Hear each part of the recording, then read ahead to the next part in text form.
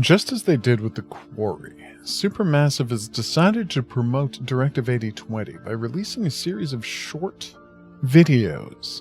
Although these are actually a little closer to what they did with House of Ashes, the big difference being that they're being posted directly to video sites rather than being contained within an ARG website that players have to track down for themselves. So let's get a look at this new footage, starting with the Deck 3 Locker Room 130, Anomaly Detected! It starts with Sims in the hoodie looking at a screen while a red light flashes above. Note the symbol bracketing the screen. While this is a different symbol than we've seen in other interactables in the game, it still looks like something that can be clicked on. Does this mean that this isn't merely a promotional video that they've mocked up, but is instead a clip of actual gameplay where the player will have to scrub through the video in order to see what happened on the ship while their character was sleeping? Are we going to have to zoom in on the screen to get more information about what she was doing while sneaking around the ship? I wouldn't be shocked if that's the case. Despite the fact that we're shown this as a live feed, we then see the footage jump forward. Sadly, there's no time code for us to tell us exactly how long. The indistinct information on the screen has been replaced by a number, 13570. It seems that this is LaMarcus Williams' locker override code. No explanation for why his code is the first 4 prime numbers in order, with a 0 at the end, obviously.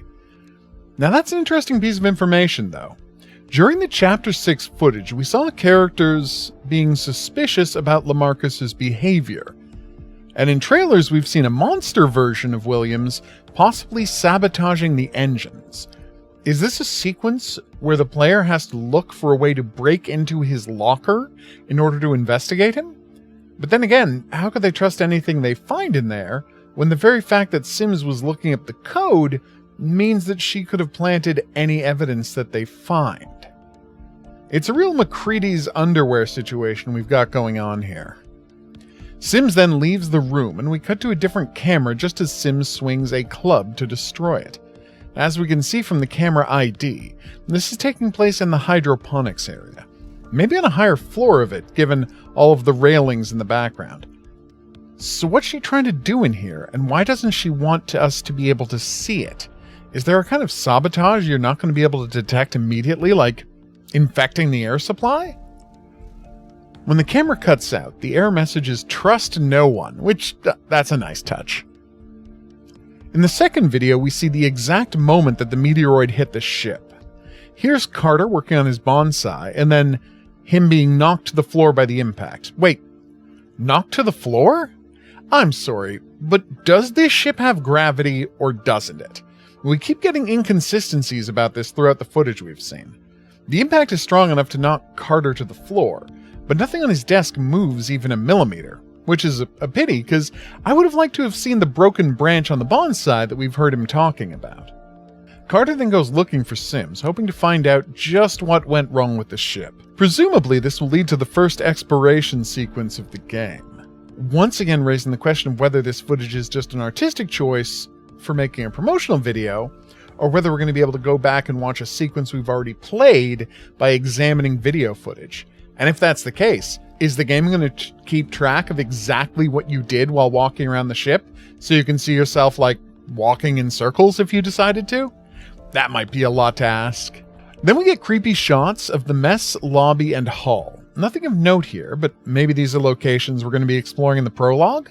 Here's the nice footage of Earth they used to calm themselves while hanging out for years in space. I was going to criticize the environment screen for having such chonky scan lines, but then I remembered the scan lines were supposed to be the security video footage, not the environment screen.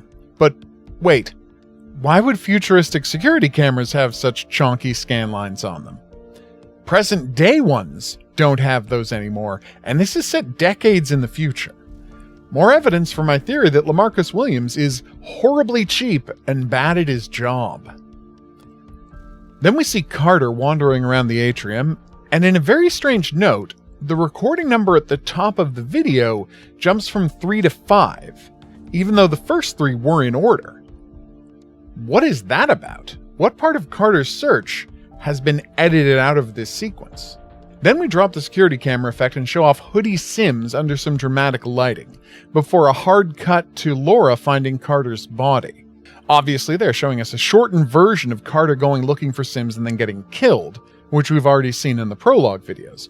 But it's interesting that they've cut out the whole spacewalk sequence, since the initial security camera footage seems to take place at the time of the impact, but he gets killed after it's already been dealt with. In any event, very interesting footage they're sharing.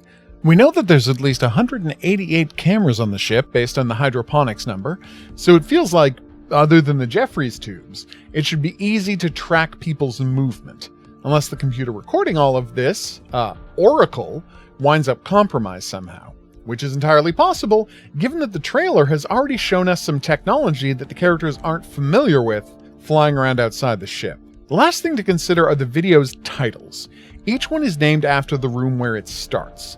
LR for locker room, and CQ for Carter's quarters. After that, though, things get weird, with LR continuing anomaly detected N0TTH3, which seems like an elaborate way of saying not the, and then feed unstable, before ending with the start of the game's title.